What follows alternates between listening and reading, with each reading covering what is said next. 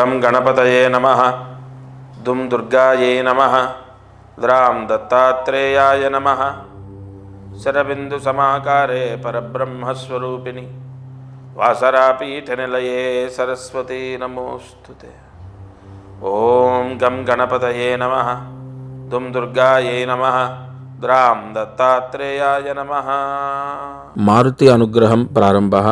April 3, 2026 పరాభవనామ సంవత్సరం, ఉత్తరాయణం, వసంత ఋతువు, చైత్రమాసం, కృష్ణపక్షం.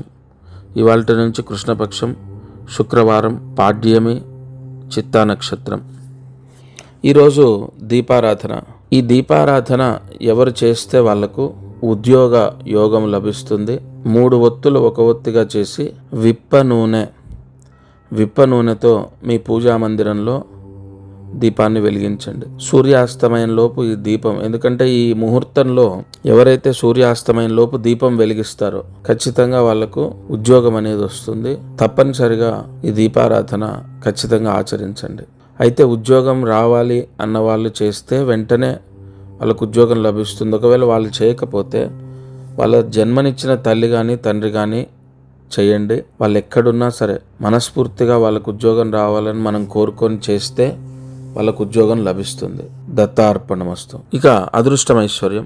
ప్రతిరోజు ఈ ఛానల్లో దీపారాధన సూర్యాస్తమయంలోపు చేయమని చెప్తాను. ఆ నియమాన్ని మాత్రం మర్చిపోవద్దు. సూర్యాస్తమయం తర్వాత దీపారాధన పని చెయ్యదు. సరే, చాలామందికి ఒక ప్రశ్న ఏంటంటే, ఉగాది పంచాంగ యోగం అంటే ఉగాదికి గ్రహస్థితి మారుతుంది, జాతకం మారుతుంది, మాకేదైనా మంచి జరుగుతుందా? తప్పకుండా జరుగుతుంది. ప్రస్తుతం గురువు కర్కాటక రాశిలో ఉచ్చస్థితిలోకి రాబోతున్నాడు. తప్పనిసరిగా చాలామందికి మంచి జరగబోతోంది. ఎంతో కాలంగా అంటే పోయిన సంవత్సరం లేదా 2 ఏళ్ల క్రితం, 3 ఏళ్ల క్రితం నా దగ్గరికి వచ్చి కలిసిన వాళ్ళకు కూడా నేను ఒకటే చెప్తున్నాను, మీరు తప్పకుండా మళ్ళీ ఒకసారి కలవండి. ఒకవేళ రాలేకపోతే ఫోన్లో మాట్లాడండి. ఎందుకంటే 12 సంవత్సరాల తర్వాత గురువు ఉచ్చస్థితిలోకి వస్తున్నాడు. మీ జాతకంలో గురువు ఏ స్థానంలో ఉన్నాడో దాన్ని బట్టి మీకు విపరీతంగా కలిసి వస్తుంది. మీ కష్టాలు, సమస్యలన్నీ పోతాయి. చాలామంది వచ్చి కలుస్తున్నారు, కొంతమంది రాలేక ఫోన్లో కూడా. ఎందుకంటే ఇప్పుడు ఎండలు లేదా దూర ప్రాంత ప్రయాణాలు ఇదివరకులాగా లేదు పరిస్థితి. ఓపికలు లేవు. ఎంతో దూరం నుంచి రావాలంటే కష్టం.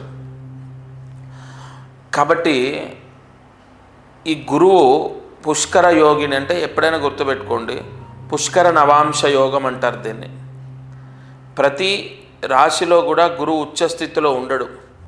12 రాశుల్లో కేవలం ఒకే రాశిలో ఉచ్చస్థితిలో ఉంటాడు ఆయన. ఆ గురుగ్రహము 12 సంవత్సరాల తర్వాత కర్కాటక రాశిలోకి రాబోతున్నాడు. దానివల్ల ఏంటి, మాకు జాతకం మారేదేంటి? ఖచ్చితంగా మారుతుంది. ఎందుకంటే ధనకారకుడు గురువు, విద్యాకారకుడు గురువు, వివాహకారకుడు గురువు, గృహకారకుడు గురువు. అన్ని ఆధిపత్యాలు ఆయన చేతిలోనే ఉన్నాయి. అందులో ఈ ఉగాదికి రాజు గురువయ్యాడు. కాబట్టి తప్పనిసరిగా ఎవరైతే వాళ్ళ జాతకాన్ని మళ్ళీ చూపిస్తారో, గతంలో 2 ఏళ్ల క్రితం, 3 ఏళ్ల క్రితం, లేదా 1 సంవత్సరం క్రితం, 6 నెలల క్రితం, లేదా ఒక 2 సంవత్సరాల క్రితం జాతకం చూపించిన వాళ్ళు కూడా మళ్ళీ ఒకసారి రీచెక్ చేయమని ఎందుకు చెప్తానంటే, ఏమండి, నా ప్రయోజనం కోసం నేను ఎప్పుడూ చెప్పను. ఇది దత్తక్షేత్రం, దత్తపీఠంలో కూర్చొని మాట్లాడుతున్నా. ఏది చెప్పినా అది 100% ఖచ్చితంగా మీ మంచికే. ఒకరిద్దరికి ఆలస్యం అవ్వచ్చు ఫలితం, కానీ నా దగ్గరికి వచ్చిన చాలామందికి వాళ్ళ కష్టాలు తీరుతున్నాయి. ఎలా చెప్తున్నాను, ఏ బలంతో చెప్తున్నాను? వాళ్ళ జాతకంలో గురువు శని లగ్నం ఏంటి, గురువు శనుల యొక్క బలం ఎలా ఉంది అన్న చూసుకొనే. శని చెడు చేస్తాడు, గురువు మంచి చేస్తాడు. ఇప్పుడు గురువుకి విపరీతమైన ఆధిపత్యాలు వచ్చాయి, గురువుకి విపరీతమైన బలాలు వచ్చాయి. మీకు అర్థమయ్యేటట్టు చెప్పాలంటే చాలా మంచివాడు, మన దేశాన్ని పరిపాలించే వ్యక్తి అయ్యాడు అనుకోండి, మన దేశానికి లోటు ఉండదు. అలాగే ప్రజలందరినీ కాపాడడానికి గురుగ్రహానికి ఆధిపత్యాలు వచ్చాయి ఈసారి, అందులో ఉచ్చ స్థితిలో ఉన్నాడు. కాబట్టి తప్పకుండా మీరందరూ కూడా రోజు ఈ ఛానల్లో ఎన్నో దీపారాధనలు చేస్తున్నారు, ఎన్నో మంత్రాలు చదువుకుంటున్నారు. అయినప్పటికీ కూడా నేను దీపారాధన చేసి మంత్రాలు చదువుకుంటే మీ కష్టాలు తీరిపోయాయి అంటే మీరేం నా దగ్గర రావక్కర్లే, జాతకం చూయించక్కర్లే. కానీ కొన్ని దోషాలు ఎలా ఉంటాయంటే వాళ్ళ వ్యక్తిగత జాతకంలో గురువు ఉన్న యోగాన్ని బట్టే వాళ్ళు పరిహారం చేసుకోవాలి. ఒకవేళ రోజు దీపారాధన చేసినా, లేదు దీపారాధన అలాగే మంత్రాలు చదువుకున్నా, అయినా కూడా మా కష్టం తీరట్లేదు, అబ్బాయి గురించి లేదా అమ్మాయి గురించి లేదా భర్త గురించి లేదా భార్య గురించి లేదా కుటుంబ పరిస్థితులు లేదా ఉద్యోగం లేదా ఆర్థిక యోగం, ధనయోగం లేదా అప్పులు, వివాహము, విదేశీ యోగము, ఉద్యోగము, విదేశాల్లో వీసా స్థిరంగా ఉండడం, ఇలా ఒకటి కాదు అనేక కోరికలు కోరుతూ ఉంటారు భగవంతుణ్ణి. పిల్లల పెళ్ళిళ్ళని, పిల్లల చదువులని, చెప్పిన మాట వినాలని, వాళ్ళ జీవితాలేంటి, నాకేం కలిసి రావట్లే, నాకు డబ్బు రావట్లే, చేతిలో డబ్బు నిలబడట్లే, ఉద్యోగం, వ్యాపారం, ఇలా అనేక కోరికలు.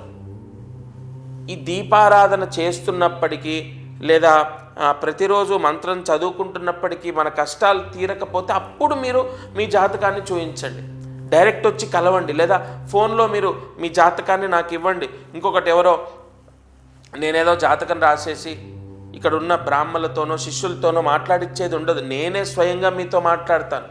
ఇక్కడ ఇది చాలా ముఖ్యమైన పాయింట్. ఎందుకంటే ఏ వ్యక్తి అయితే తన బాధ చెప్తున్నాడో స్వయంగా గురువు వినాలి, గురువు స్వయంగా జాతకం రాయాలి, అప్పుడే ఖచ్చితమైన పరిష్కారం ఆ భగవంతుడు ప్రసాదిస్తాడు. ప్రతిరోజు దత్త మహామంత్రాన్ని ఉపాసన చేస్తున్నాను కాబట్టి నేనే స్వయంగా మీతో మాట్లాడి దానికి ఏ సమస్య ఉంది, దానికి ఏ పరిహారం చేసుకోవాలన్న ప్రాయశ్చిత్తాలు ఎన్నో ఉంటాయి. నాగశాస్త్రంలో, పరాశర జ్యోతిష్య శాస్త్రంలో ఎన్నో అద్భుతమైన పరిహారాలు ఉన్నాయి.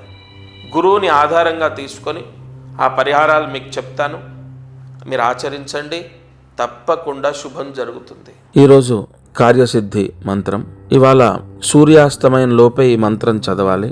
మంత్రాన్ని జాగ్రత్తగా రాసుకోండి. ఓం శ్రీం ధనలక్ష్మీం విష్ణురూపం నమః. ఓం శ్రీం ధనలక్ష్మీం విష్ణురూపం నమః. ఓం శ్రీం ధనలక్ష్మీం విష్ణురూపం నమః. ఈ మంత్రాన్ని 4 సార్లు రాసి 108 మార్లు జపించాలి. ఈ మంత్ర జపము ఎవరు అంటే విశేష ధనయోగానికి సంబంధించి ఈ మంత్రం పనిచేస్తుంది. తప్పనిసరిగా ఇవాళ సూర్యాస్తమయం లోపు ఈ మంత్రం చదవాలి. ఈ పౌర్ణమి రోజు సూర్యాస్తమయం లోపు ఈ మంత్రం చదవండి. మీరు కన్ఫామ్గా గుర్తుపెట్టుకోండి, ఎవరైతే బాగా ఆర్థిక ఇబ్బందుల్లో ఉన్నారో మీరు, మీ స్నేహితులు, మీ బంధువులు, వాళ్ళతో ఈ మంత్రం చదవమని చెప్పండి. మీరు చేసే పెద్ద హెల్ప్ అదే. ఎందుకంటే మనం చేయటం కాదు, ఇతరులతో చేయించడం అనేది చాలా పెద్ద పుణ్యం. నిజంగా సూర్యాస్తమయంలోపు ఈ మంత్రం చదివితే లక్ష్మీ యోగం పొందుతారు. అది ఏ విధంగానైనా మనల్ని కాపాడుతుంది. డబ్బు రావడం, అది ఏ రకంగా ఏ విధంగానైనా ధనయోగం కలగడానికి వాళ్ళ చాలా విశేష ముహూర్తం. ఈరోజు పాడ్యమి, అందులోనూ చైత్రమాసం, కృష్ణపక్షం ప్రారంభం. ఈరోజు సూర్యాస్తమయంలోపు ఈ మంత్రం చదవాలి, విశేష ధన లాభాన్ని పొందుతారు. ఇక మీరు ప్రతిరోజు ఈ కార్యక్రమాన్ని చూస్తున్నారు, ఫాలో అవుతున్నారు, చాలా సంతోషం. మీకు తెలిసిన వాళ్ళు, బంధువులు, స్నేహితులు, బంధుమిత్రాదులు ఎవరైనా సమస్యలు ఉంటే, చికాకులు ఉంటే వాళ్ళని చూడమని చెప్పండి. ఎందుకంటే ఎవరి కష్టం ఎప్పుడు ఏ సమస్య అంటే ఎవరికి ఏ రోజు పరిష్కారం ఇందులో భగవంతుడు నాతో చెప్పిస్తాడో. ఇప్పుడు పిల్లలకు ఉద్యోగం అని ఒక సమస్య చెప్పాను, లేదా పిల్లలు మారాలని ఒకటి చెప్పాను, లేదా పెళ్ళిళ్ళు అవ్వాలని ఒకటి చెప్పాను. ఒక్కొక్కరిది ఒక్కొక్క సమస్య, ఒక కుటుంబంలో ఒక సమస్య, ఒక కుటుంబంలో ఒక సమస్య. కాబట్టి మీరు ప్రతిరోజు ఈ ఛానల్లో ఈ కార్యక్రమాన్ని మీరు వీక్షించడమే కాదు, ఎవరన్నా, నేను అందరికీ ప్రమోట్ చేయమని నేనేం చెప్పనండి.